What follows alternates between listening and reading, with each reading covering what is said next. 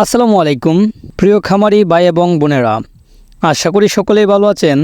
আজকে আলোচনা করব মুরগির বাচ্চার পা কেন বাঁকা হয়ে যায়, মুরগির বাচ্চার পা বাঁকা হয়ে গেলে কোন কোন পদক্ষেপ নেবেন এবং সুস্থ করার জন্য আপনার মুরগির বাচ্চাগুলোকে কোন ওষুধ খাওয়াবেন। অনেকেই ইনবক্সে মেসেজ দিয়েছেন যে আপনাদের মুরগির বাচ্চার বয়স যখন 6 থেকে 7 দিন বয়স হয় তখন আপনাদের মুরগির বাচ্চাগুলোর পা বাঁকা হয়ে যায়। এটা কেন হয় এবং এই রোগের সমাধান কি, এই বিষয়ে অনেকেই জানতে চেয়েছেন। যারা এই বিষয়গুলো জানতে চেয়েছেন আপনাদের জন্য আজকের এই ছোট্ট ভিডিওটি যথেষ্ট। আশা করি সম্পূর্ণ ভিডিওটা মনোযোগ সহকারে দেখলে আর এই সমস্যায় পড়তে হবে না এবং কোন কোন পদক্ষেপ নিতে হবে, কোন কোন ভুলের কারণে এরকম সমস্যা হয় তা সম্পর্কে অবগত থাকতে পারবেন। আপনি যদি আমাদের চ্যানেলে নতুন দর্শক হয়ে থাকেন তাহলে অবশ্যই আমাদের চ্যানেলটিকে সাবস্ক্রাইব করে দিবেন, আর ফেসবুক পেজ থেকে ভিডিওটা দেখলে অবশ্যই আমাদের ফেসবুক পেজটিকে ফলো করে দিবেন। শুরু করি আজকের মূল আলোচনা। প্রথমেই আলোচনা করি আমাদের কোন 3টি ভুলের কারণে আমাদের মুরগির বাচ্চার পা বাঁকা হয়ে যায়। সাধারণত মুরগির বাচ্চার পা বাঁকা হয়ে যায় 3টি কারণে। নাম্বার 1, ব্রুডিং ব্যবস্থা ঠিক না থাকা। নাম্বার 2, ভিটামিন ও ক্যালসিয়ামের ঘাটতির কারণে। নাম্বার 3, বাচ্চা ছোট থাকা অবস্থায় মুরগির বাসস্থান সঠিকভাবে না দেওয়ার কারণে। এই সমস্যাগুলো হচ্ছে মুরগির বাচ্চার পা বাঁকা হয়ে যাওয়ার অন্যতম কিছু কারণ। নাম্বার 1, ব্রুডিং ব্যবস্থা সম্পর্কে আমরা কি বুঝি? ব্রুডিং মানে কি, এই প্রশ্নটা অনেকেরই থাকে। গোলাকার চিক গার্ডের ভিতরে কৃত্রিম লাল লাইটের তাপের সাহায্যে মুরগির বাচ্চাকে 1 থেকে 10 দিন পর্যন্ত লালন পালন করাকেই ব্রুডিং বলি। আপনার যদি মুরগির বাচ্চা ব্রুডিং সঠিকভাবে না করতে পারেন তাহলে আপনার মুরগির বাচ্চাগুলো অসুস্থ হবে, দুর্বল হয়ে যাবে এবং প্রচুর সমস্যা দেখা দিবে। তাছাড়াও ব্রুডিংয়ে আরও কিছু গুরুত্বপূর্ণ কাজ রয়েছে, যেমন খাবার পাত্র ঠিক মতো দেওয়া, পানির পাত্র ঠিক মতো দেওয়া, ঘন ঘন ফ্রেশ পানি দেওয়া, ময়লাযুক্ত পানি একটু পরপর চেঞ্জ করে দেওয়া, এগুলাকে নিয়ে হচ্ছে একটি সঠিক ব্রুডিং ব্যবস্থাপনা।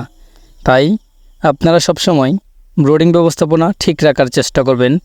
এই ভুলটার কারণে বেশিরভাগ আমাদের বাচ্চা মুরগিগুলো অসুস্থ হয়ে পা বাঁকা হয়ে যায়। এরপরে 2 নম্বরে যেই কারণে মুরগির বাচ্চার পা বাঁকা হয়ে যায় তা হলো আমরা আমাদের মুরগির বাচ্চাগুলোকে যখন ব্রুডারে লালন পালন করি তখন তাদের পুষ্টিকর খাদ্যর পাশাপাশি কিন্তু এক্সট্রা প্রয়োজন হয় তাদের ক্যালসিয়াম এবং ভিটামিনের।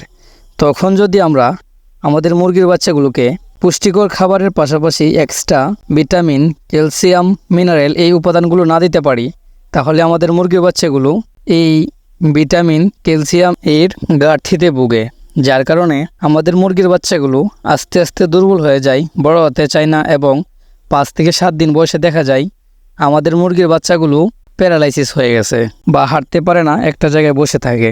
3 নম্বর, আমাদের যেই ভুলের কারণে মুরগির বাচ্চাগুলোর পা বাঁকা হয়ে যায়, আমরা যখন আমাদের মুরগির বাচ্চাগুলোকে কুচে মুরগি দিয়ে ফুটাই অথবা ইনকিউবেটর থেকে বাচ্চা ফোটার পরে আমরা আমাদের মুরগির বাচ্চাগুলোকে ব্রুডারে নিয়ে আসি। ব্রুডারে নিয়ে আসার পরে আমাদের অনেকগুলো কাজ, পানি ঠিকমতো দিতে হবে, খাবার ঠিকমতো দিতে হবে, বিশেষ করে তাপ ঠিকমতো দিতে হবে।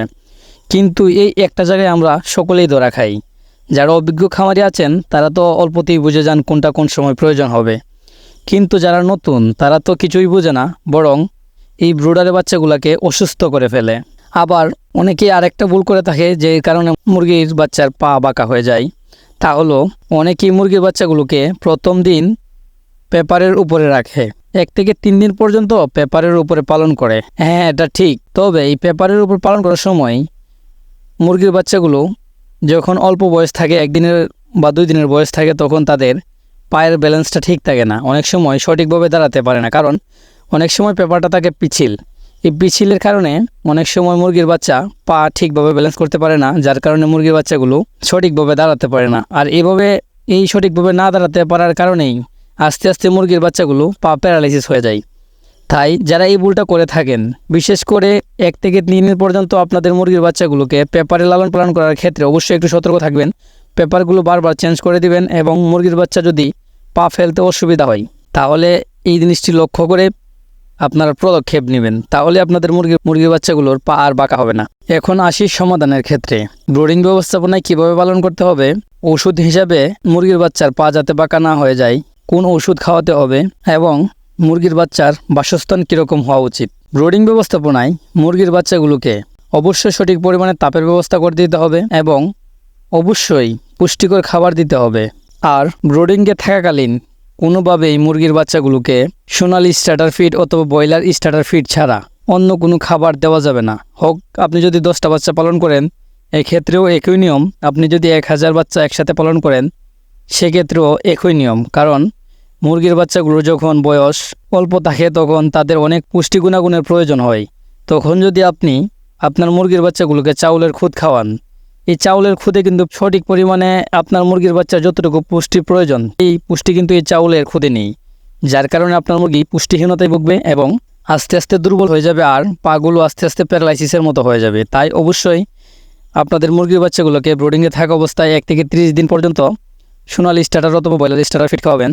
এখন আলোচনা করি ব্রোডিংয়ে মুরগির বাচ্চা যাতে পা বাঁকা না হয়ে যায় সেজন্য কোন ওষুধ ব্যবহার করবেন।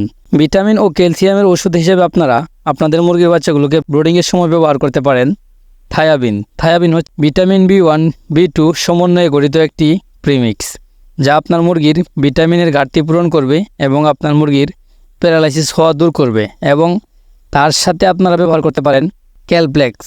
ক্যালপ্লেক্স হচ্ছে ভিটামিন ই, আপনার মুরগির পা স্ট্রং করতে সাহায্য করবে, সাধারণ দুর্বলতা কাটাতে সাহায্য করবে, ভিটামিনের ঘাটতি পূরণ করবে এবং আপনার মুরগি সুস্থ থাকবে। তাছাড়াও এই ওষুধগুলোর পাশাপাশি আপনারা আপনাদের মুরগিগুলোকে লাইসোবিট এর পানি খাওয়াবেন। লাইসোবিট খাওয়ালে মুরগির রোগ প্রতিরোধ ক্ষমতা বৃদ্ধি পায়, মুরগি সুস্থ থাকে। এই 3টা ওষুধ একত্রে ব্যবহার করতে পারবেন। এই ওষুধগুলো ব্যবহারের নিয়ম হচ্ছে 1 লিটারে 1 গ্রাম অথবা 1 ml করে। অবশ্যই 7 দিন খাওয়াবেন, তাহলেই আপনাদের মুরগির বাচ্চাগুলো সুস্থ থাকবে, পা বাঁকা হবে না। আর বাসস্থানের যে বিষয়টা, বাসস্থানে আপনারা ব্রোডিংয়ে থাকাকালীন যদি পেপার ব্যবহার করেন তাহলে একটু কেয়ারফুল থাকবেন, কারণ পেপারে অনেক সময় মুরগির পা সঠিকভাবে ব্যালেন্স করতে পারে না, পিচ্ছিল খায়, যার কারণে মুরগি সঠিকভাবে দাঁড়াতে পারে না এবং এভাবে দাঁড়াতে দাঁড়াতে আস্তে আস্তে সে প্যারালাইসিস হয়ে যায়। যদি পেপারের উপর ব্রোডিং করেন তাহলে একটু সতর্ক থাকবেন। আর যদি অল্প মুরগি লালন পালন করেন তাহলে ছালার বস্তার উপরে ব্রোডিং করার চেষ্টা করবেন, কারণ ছালার বস্তার উপরে মুরগির পা সঠিকভাবে ফেলতে পারে আর মুরগির বাচ্চার পা পিচ্ছিল কাটে না, যার কারণে মুরগির বাচ্চা সঠিকভাবে ব্যালেন্স করতে পারে আর মুরগির বাচ্চার পাগুলো প্যারালাইসিস হয়ে যায় না।